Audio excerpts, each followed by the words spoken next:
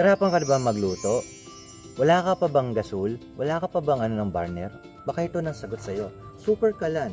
Maganda at quality. Tingnan mo naman, may kasama siyang manual at isa pang manual.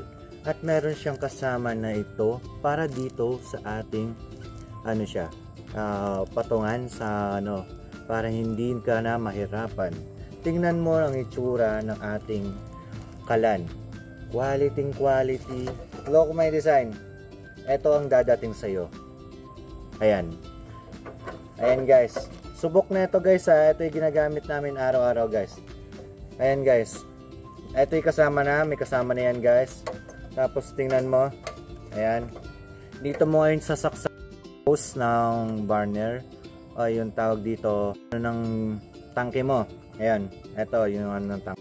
Mismo lighter niya sa dito. Tapos dito magsisindihan pag ganon. Tapos yan mo. Look.